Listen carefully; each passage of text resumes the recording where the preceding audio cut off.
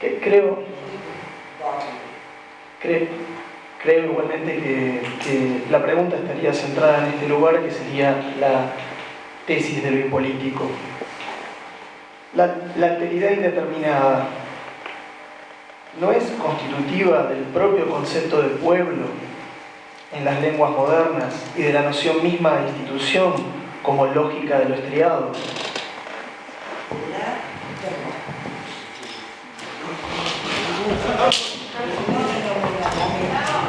Porque además estaba muy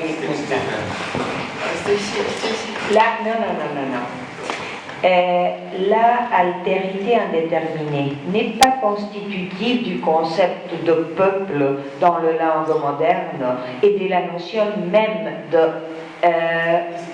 institution comme logique du strié. Oui. Oui.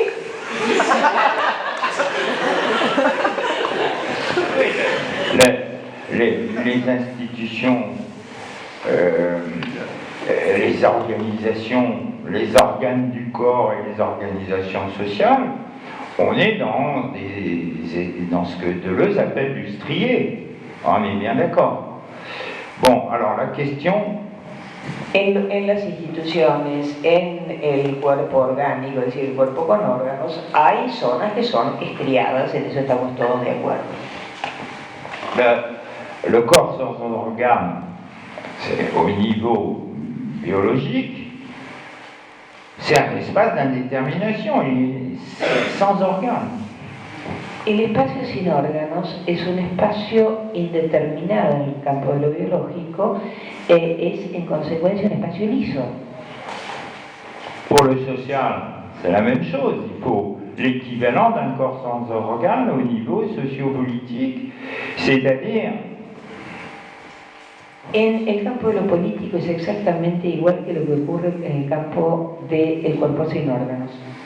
C'est-à-dire une plage d'indétermination, un plan qui n'est pas strié, où il n'y a pas a priori et de façon indépendante des fonctions qui sont réparties.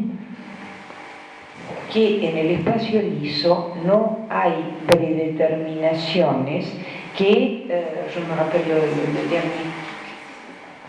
Des fonctions qui... no hay funciones qui sont a priori définies, que a priori estén definidas en el espacio liso e indeterminado.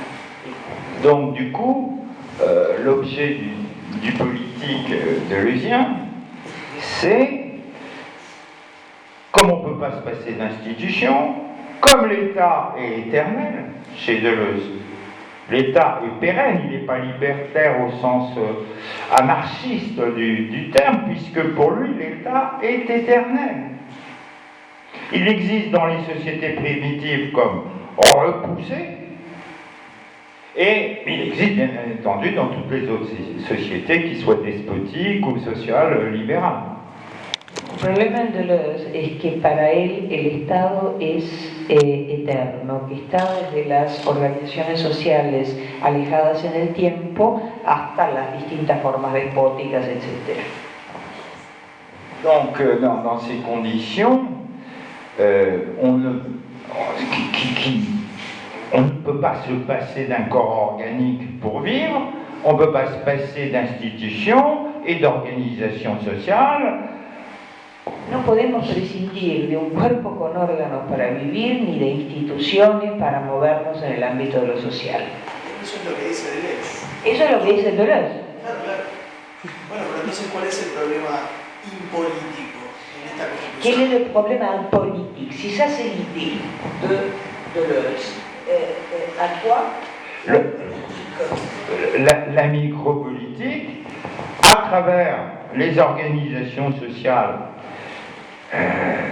essayer d'introduire des zones de flottement, de bégaiement, d'indétermination, où on va pouvoir faire passer autre chose. La micropolítica lo que se propone es abrir esas zonas de indeterminación para que pase otra cosa. Yo acá estoy atando con lo que él decía, frente a esa especie de eternidad del Estado. Tu trouves ça insuffisant? La pregunta de Andrés es un profesional. Je veux savoir pourquoi le nom d'un politique pour cette question d'ouvrir le plage d'indétermination dans le... pourquoi un politique? Un politique parce que la micropolitique ne peut pas se donner comme objectif de s'emparer de l'État et de le faire marcher. Que no se puede poner como objetivo la micropolítica de enfrentar al Estado y hacerlo funcionar. Donc, comme ceci est l'objet des partis politiques, est-ce que nous appelons la politique? Je dis un politique de Deleuzienne. Como quienes están encargados de hacer mover el aparato del Estado son los partidos políticos, la micropolítica deleuziana, frente a eso que sería la organización de lo político, es una impolítica. ¿Cómo? No, creo que el centro de la discusión está allí por dos razones. La primera, Deleuze escribe Instintos e instituciones, un texto del comienzo de su obra. Instintos E instituciones. Que la institución es constituyente independientemente de las zonas de indeterminación. Deleuze écrit d'institution et institution que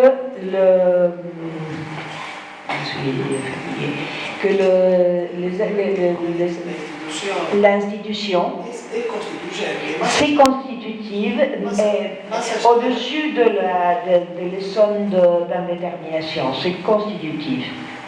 L'institution. Y esa es una condición política. Ça, c'est une condition politique. Oui, il y a du politique sans Deleuze. Il y a des institutions, il le sait bien, il y a de l'État. Hein? Mais maintenant, il dit, qu'est-ce qu'on nous faisons là-dedans?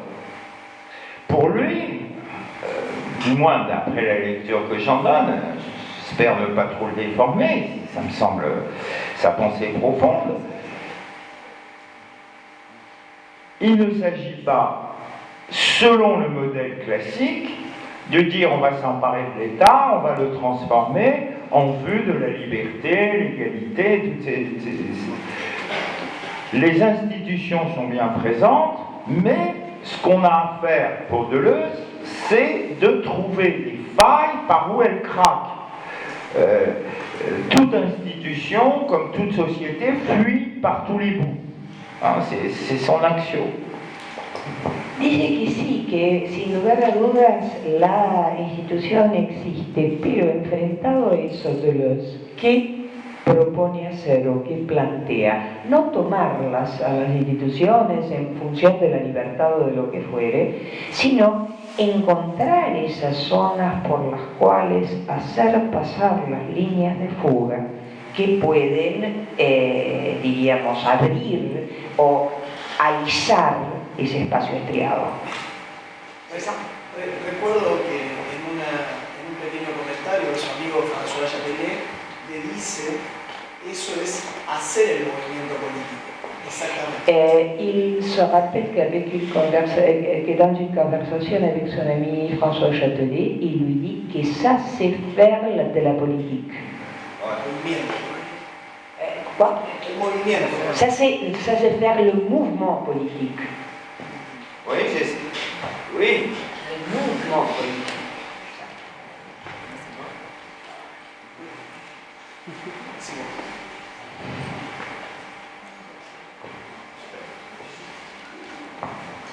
Ça vous paraît insuffisant, mais c'est tout le tragique, moi je dirais, de la pensée de Deleuze sur le plan politique. Elle est à la fois tragique et pessimiste, puisque vous aurez toujours de l'injustice et de la hiérarchie et de la domination, mais elle est très optimiste parce que elle est en même temps en train de vous dire qu'aucun système ne tient le coup, qu'il est toujours en train de se fissurer, qu'il est toujours en train de se détraquer.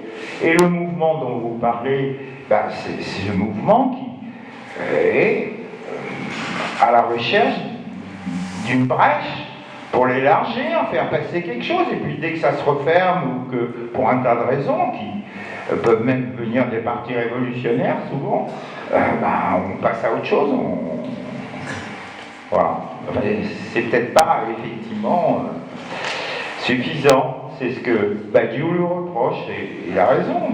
Si on a l'idée du politique classique, à savoir une organisation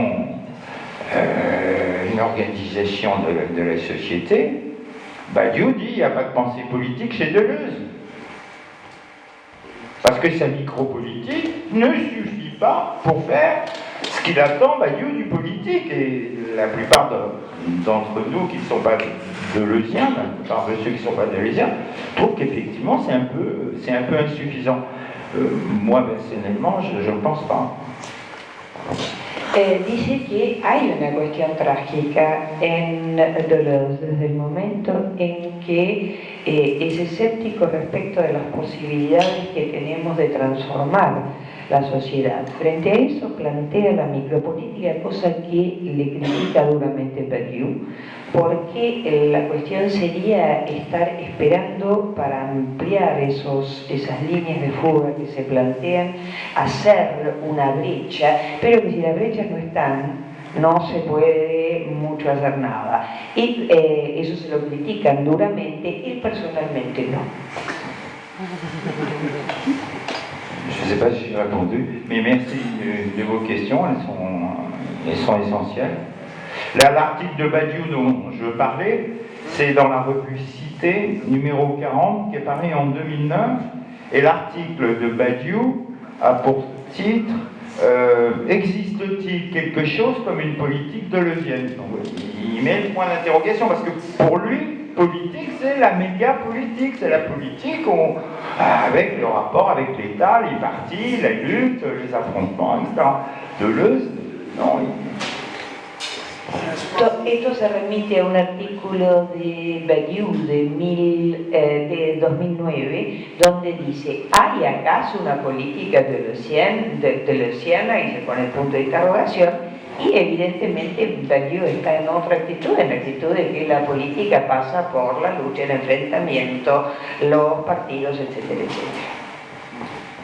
D'autres questions? Si hay una más que hacer, porque me acaban de decir que nos tenemos que ir a la comida. Sí, mi pregunta es básicamente comprensiva con respecto a la exposición.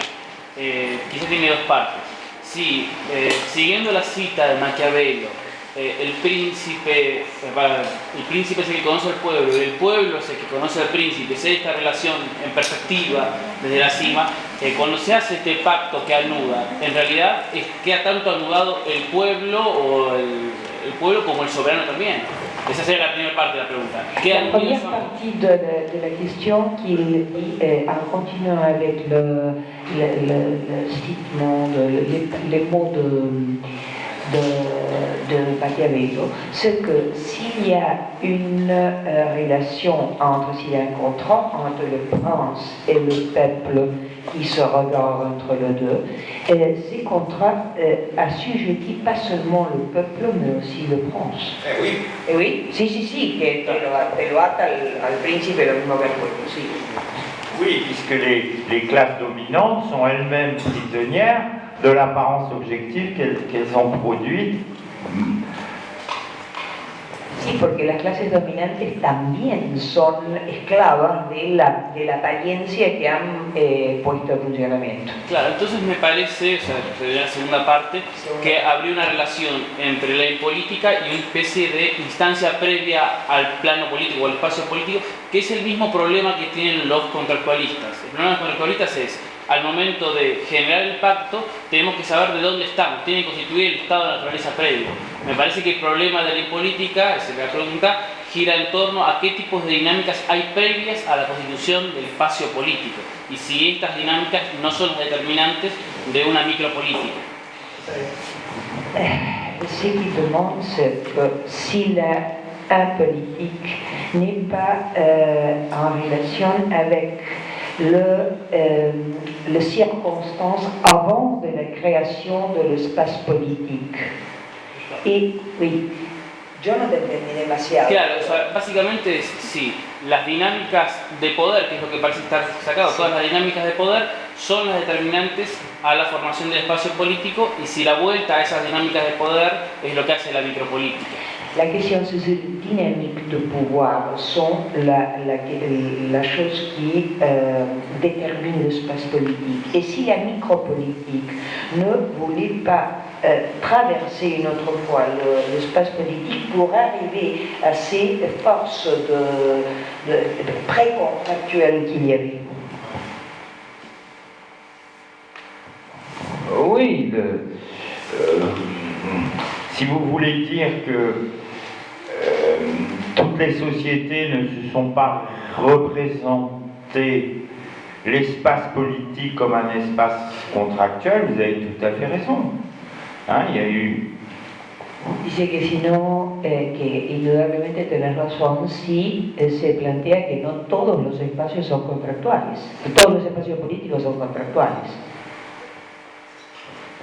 Donc, il y aura sûrement une autre manière de se représenter, de penser l'espace politique, et il est peut-être en train de se transformer avec la mondialisation, avec, pour nous les Européens, la disparition de la souveraineté nationale, etc. Enfin, ça va être tous les pays. C'est sûr qu'il va y avoir de nouveaux modèles de légitimation de l'autorité politique, et que l'espace strié du politique va prendre une nouvelle forme. Bon, mais il y en aura toujours, c'est ça le problème.